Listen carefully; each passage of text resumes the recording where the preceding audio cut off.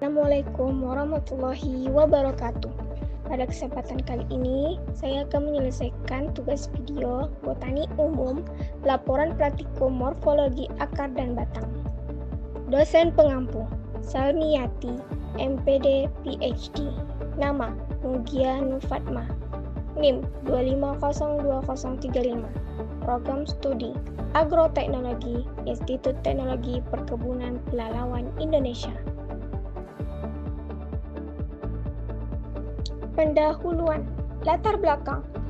Morfologi akar mencakup struktur primer dan sekunder, serta modifikasi yang terjadi akibat adaptasi terhadap lingkungan.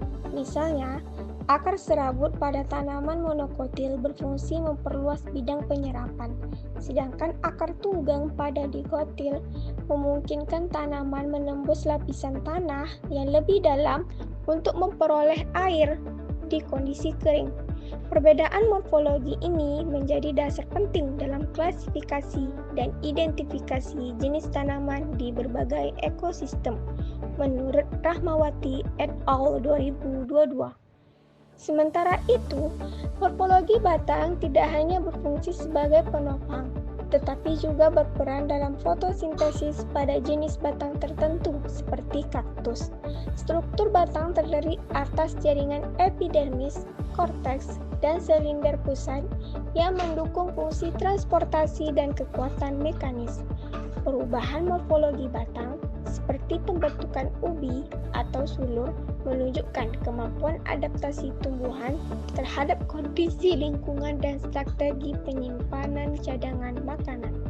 Nuraini dan Hidayat 2023.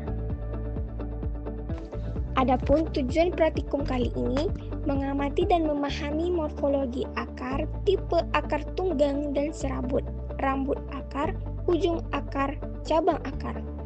Mempelajari morfologi batang, bentuk luar, percabangan, ruas, buku, dan keberadaan tunas. Prosedur praktikum. Alat: sarung tangan, parang atau cutter, topi, dan alat tulis. Adapun bahan yang digunakan: akar, modifikasi bonsai dikotil, asoka, jambu, meniran, dan bayam, monokotil, rumput Israel. Pada batang, modifikasi putri malu, pisang, dan bunga kertas. Batang lainnya adapun asoka, jambu, meniran, rumput Israel, dan bayam. Hasil pada akar yaitu akar modifikasi bonsai dan akar lainnya akar meniran, akar rumput Israel, akar asoka, akar bayam, dan akar jambu. Adapun hasil praktikum, pertama, pada batang modifikasi terdapat pada batang bunga kertas, batang putri malu, dan batang pisang. Hasil pada batang lainnya adapun batang bayam, batang jambu, batang asoka, batang rumput Israel, dan batang meniran. Cara kerja: mencari beberapa tanaman di sekitar kampus. Kemudian diambil akar dan batang tersebut. Amati dan gambar.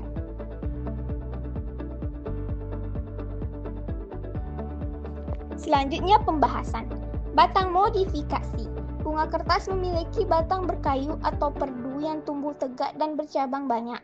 Permukaan batangnya berwarna kecoklatan hingga keabu-abuan dengan duri kecil yang muncul pada cabang-cabang mudanya.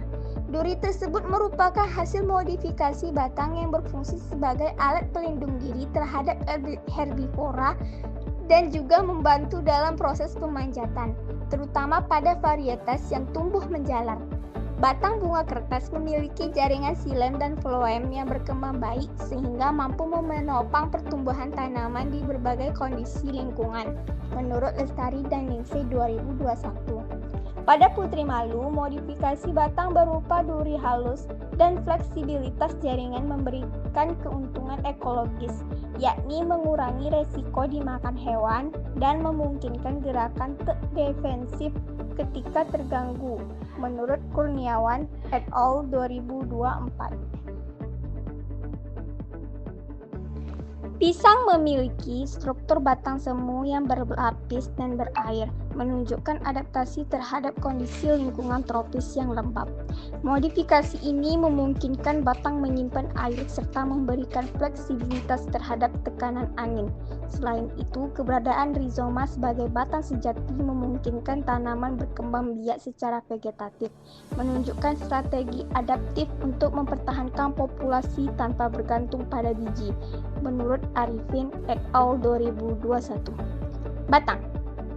Tumbuhan asoka adalah pohon kecil hingga sedang yang batangnya berkayu dengan percabangan yang cukup. Batang utama dan cabangnya memiliki permukaan terkadang agak berkerut dan berwarna coklat tua hingga keabu-abuan. Sebagai pohon berkayu, batangnya berfungsi sebagai penopang utama dan tempat melekatnya cabang, daun, bunga, dan buah. Menurut Prajit dan Anil Kumar 2015. Batang jambu biji memiliki karakter batang kayu keras, permukaan agak kasar dengan warna coklat muda hingga coklat tua ketika lebih tua.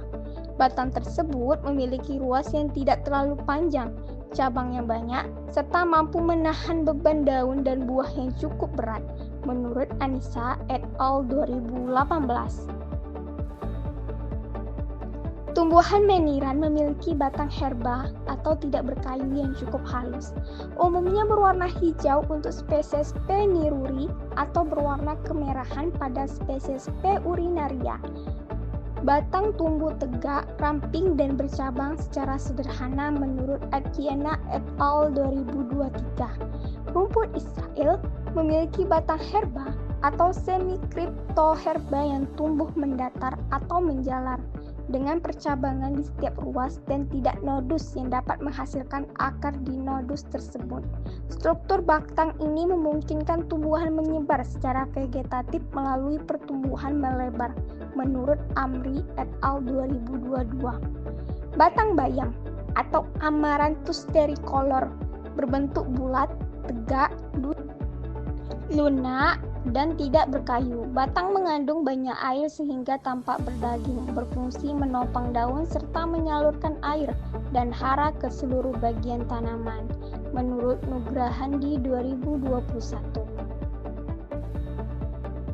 Akar modifikasi. Secara morfologis, akar gantung memiliki jaringan korteks yang tebal dan dilapisi filamen yang berfungsi menyerap air dari udara. Struktur tersebut membuat akar mampu bertahan dalam kondisi lembab maupun kering. Pada bonsai, akar gantung bukan hanya berperan fungsional, tetapi juga memberikan kesan artistik berupa tampilan tua, kokoh, dan alami yang menjadi ciri khas seni bonsai. Adaptasi morfologi ini menunjukkan bahwa perubahan lingkungan dan intervensi manusia dapat memengaruhi perkembangan organ tumbuhan tanpa mengubah fungsi fisiologis utamanya. Menurut Rahman et al. 2021. Akar monokotil, rumput Israel atau Acistaceae genetica, termasuk tumbuhan monokotil dengan sistem akar serabut. Leher akar tidak terlalu jelas karena posisi batang yang menjalar dan seringkali menghasilkan akar tambahan di setiap ruas batang. Cabang akar tumbuh dari setiap ruas batang yang menyentuh tanah, sehingga tanaman ini dapat memperbanyak diri secara vegetatif. Rambut akar berukuran pendek dan rapat, membantu penyerapan air secara efisien pada tanah permukaan, menurut Amri et al. 2022.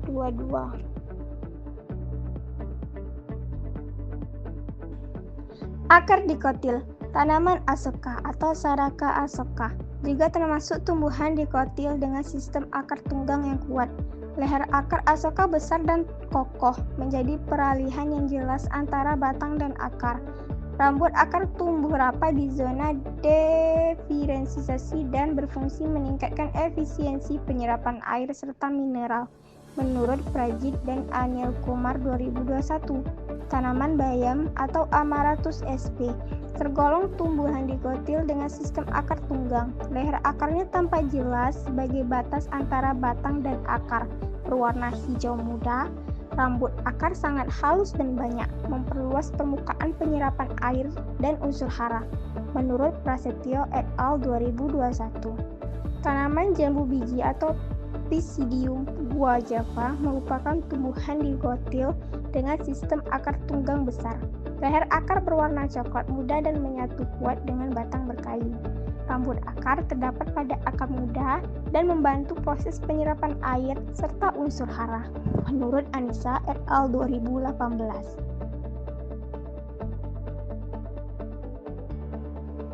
Menyiran atau Pilatus miruri termasuk tumbuhan dikotil berbatang herba dengan sistem akar tunggang yang ramping. Leher akar berukuran kecil dan berwarna hijau pucat. Rambut akar sangat banyak dan halus, membantu penyerapan air secara cepat di lingkungan lembab, menurut Atyana et al. 2023. Adapun kesimpulan dari praktikum ini adalah morfologi akar dan batang menunjukkan perbedaan bentuk serta fungsi yang menyesuaikan diri dengan lingkungan. Akar berfungsi menyerap air dan hara, menopang tanaman, serta menyimpan cadangan makanan. Sedangkan batang berfungsi sebagai penopang, pengangkut, dan tempat tumbuhnya daun serta bunga. Tumbuhan dikotil umumnya memiliki akar tunggang dan batang berkayu, sementara monokotil memiliki akar serabut dan batang herba tanpa pertumbuhan sekunder. Perbedaan morfologi ini mencerminkan adaptasi tumbuhan terhadap kondisi hidupnya.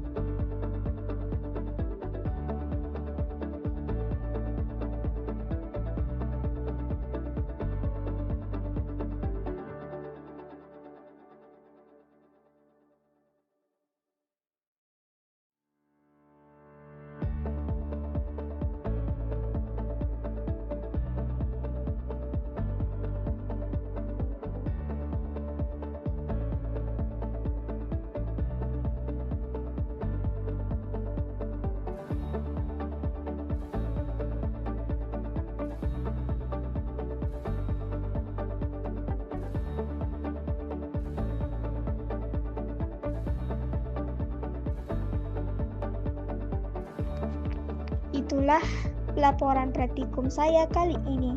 Terima kasih. Wassalamualaikum warahmatullahi wabarakatuh.